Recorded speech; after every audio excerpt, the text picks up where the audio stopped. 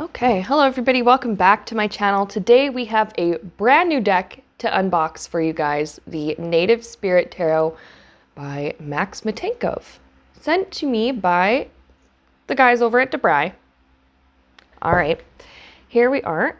It's taken all of my self-control not to rip the plastic off this when I first got this in the mail. And so we're gonna have fun doing this. Okay.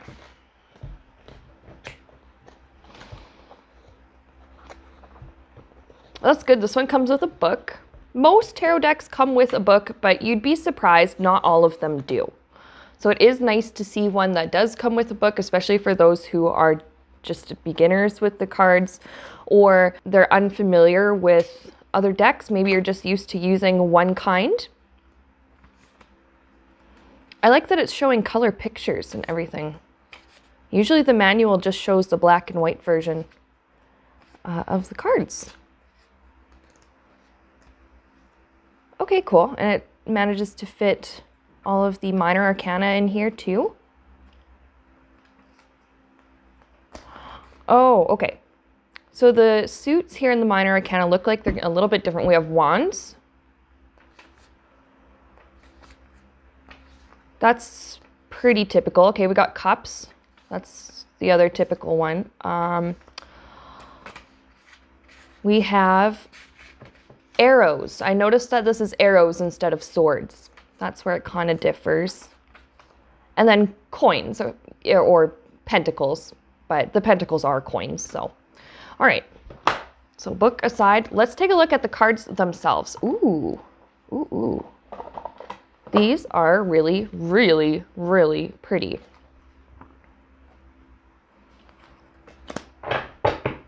And it's taking everything in me not to shuffle them because I do want to see them in order.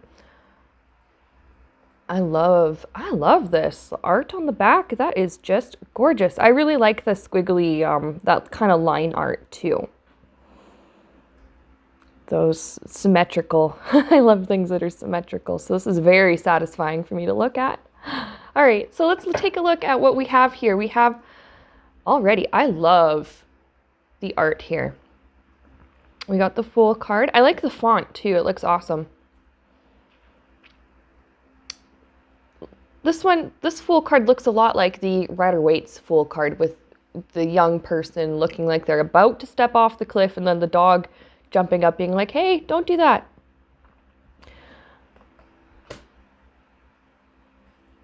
Magician. Oh, I like this one too.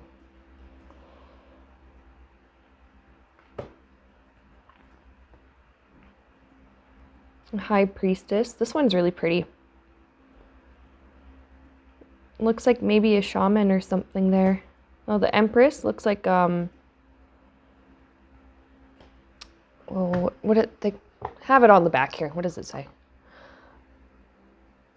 Oh yes, Elder Wise Women is one of the things it says on the back of the deck here. So I see this Empress card. I like that. They're using the, you know, the tribe's elder wise woman. The Emperor looks like the chief, maybe. I like how they have the buffalo in the background too.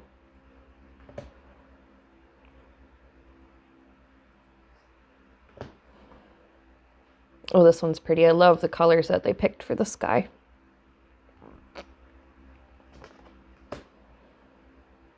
Oh yes, and the Chariot. Chariot always has horses or horse-like creatures on it. Almost always. I love how they actually put in all that detail, the dust kicking up and everything. Oh, I like this take on the Strength card.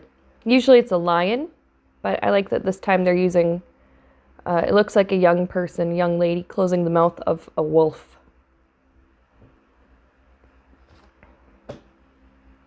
A hermit. The Elder Wise Man, looks like. Oh, I like this one. Wheel of Fortune. I love the Dreamcatcher.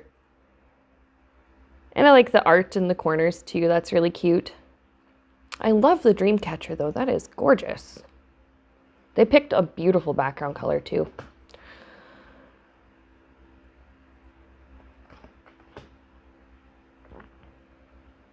Typical hangman card. The guy strung up by his foot.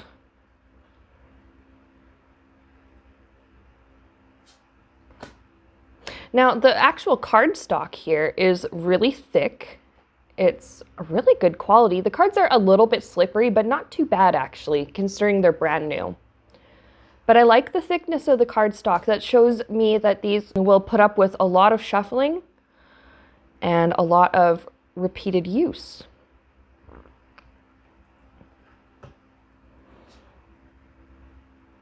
I like that tower card too.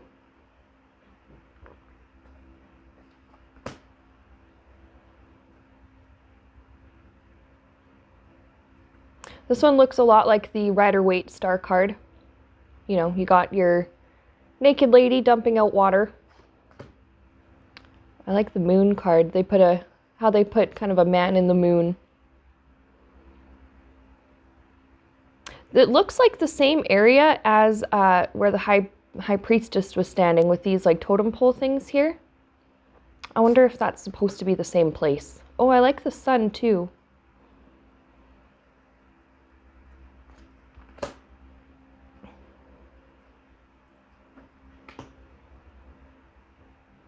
This is a neat take on the world card.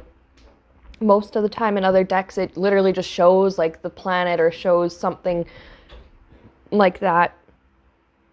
But I love how it's showing this guy's connection to the earth. He looks like he's got his sage or something here, and he's got his feet grounded.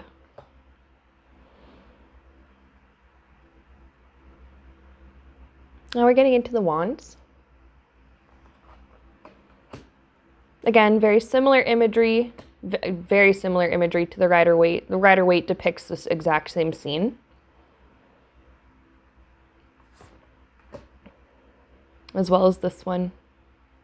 Four of Wands, the happy, peaceful home. And the conflict. I like this one. Yeah, the Five of Wands, it usually shows, you know, a bunch of guys having it looks like they're either playing a game competitively or they're actually fighting.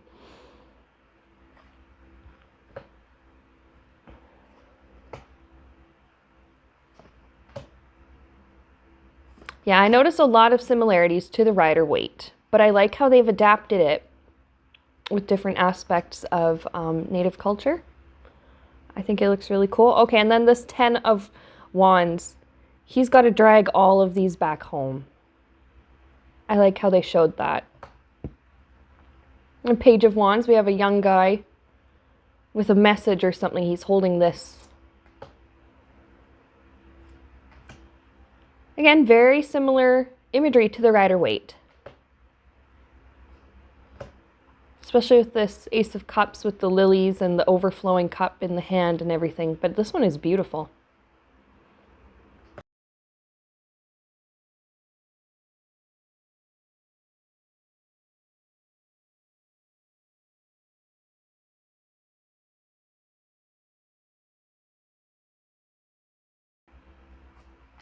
Oh, this one's pretty. I love how they did the rainbow. The Rider-Waite version has the same thing. The parents, very proud, watching their little kids play.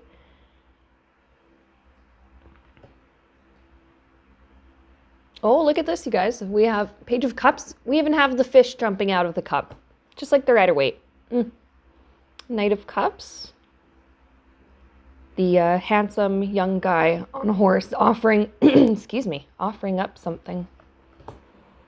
Oh, I like this Queen of Cups too. She's beautiful.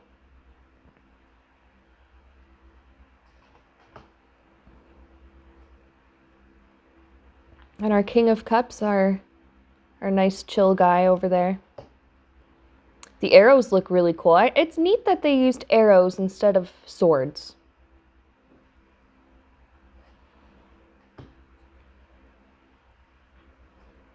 Yeah, everyone is familiar with this image with the heart with the swords in it. I like that they actually used an anatomical heart and they shoved arrows through it.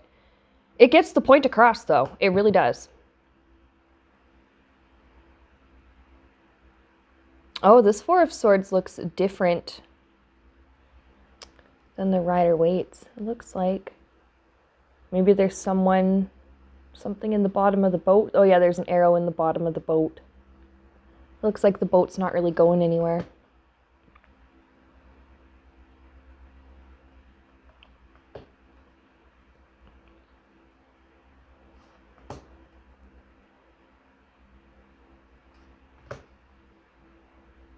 Our classic Eight of Swords, the feeling of entrapment.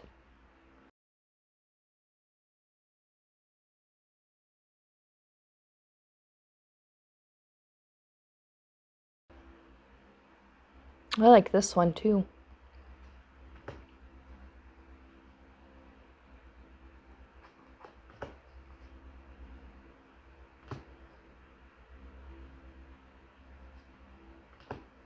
The coins look pretty neat. Let's see if we can get one that shows a close-up view of the coins. Oh, this one's pretty. I like the totem pole. That one is really, really pretty. Okay, it's not necessarily showing. I was hoping maybe they would show the, the coins with like the neat little designs, the details on them.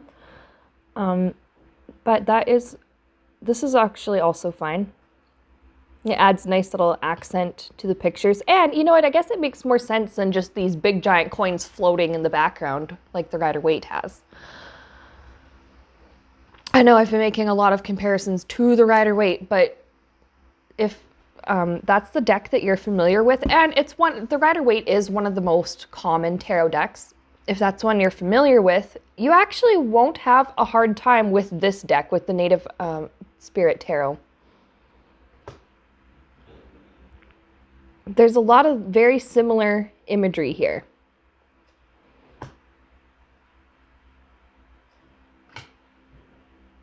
Oh, this one is cute.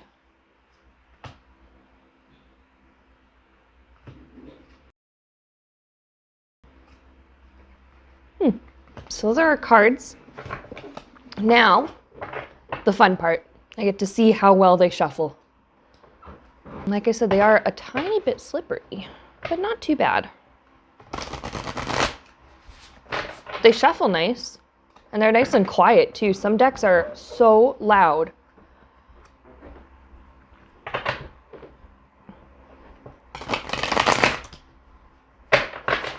This one's not too bad.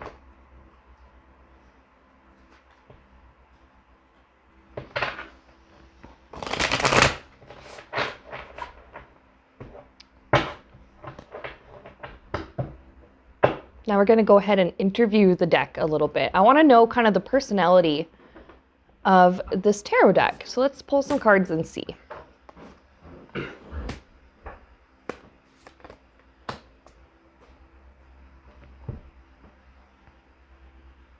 Ooh. All right, this is saying that it's not the same as the Rider-Waite. It has its own energy. It shares similarities in the artwork, but it has a very unique energy to the Rider-Waite. These ones have actually a very powerful energy. Now, some people do use tarot cards in conjunction with other magic practices, and it looks like this deck would be really, really good for that.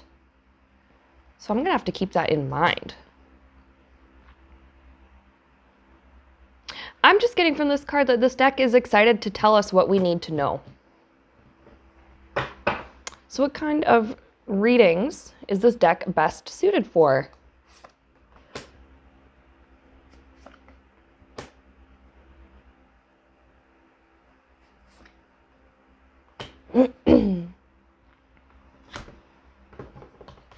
Oh, I think this deck would be really good for like advice during hard times, or it looks like this deck might be good at handling readings on dark situations.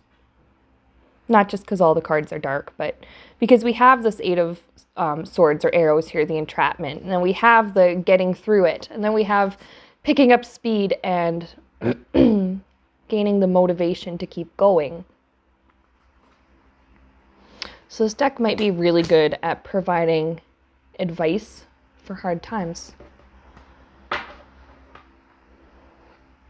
I pick up the energy that it doesn't sugarcoat anything, though. It's going to tell you straight up what you need to know. So what kind of readings is this deck less suitable for?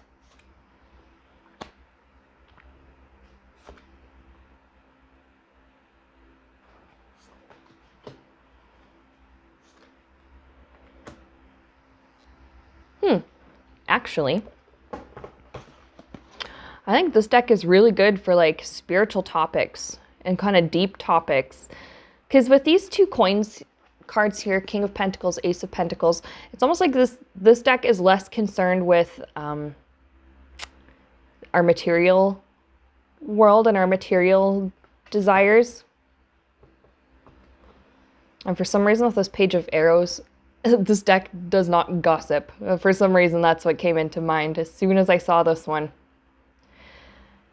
I think this deck takes itself quite seriously.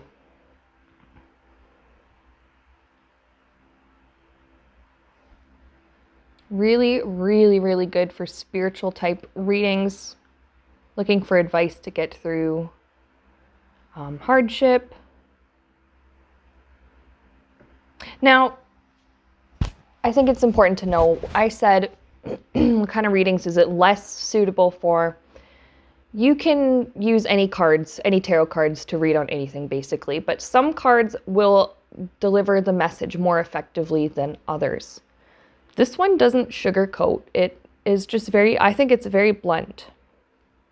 And some people might not be prepared for that, especially if you're used to decks with very positive imagery or like the keywords on it they're all really positive. Oh, everything is good, it's fine, don't worry. This deck is not afraid to tell you when something is messed up and when something needs to change. That's what I really, really strongly pick up. It has such strong energy and it's just great for like spiritual practice, spiritual questions, and using the cards alongside magic practice, like any manifestation work I pick up. These will be really, really helpful for increasing like the energy or increasing strengthening your intention to manifest.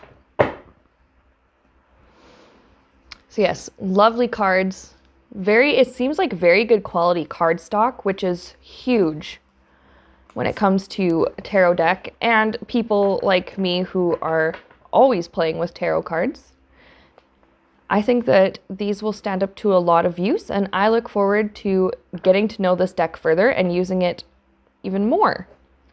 So thanks to the guys over at Debray for sending me this deck, and thanks to all of you for watching this unboxing video with me.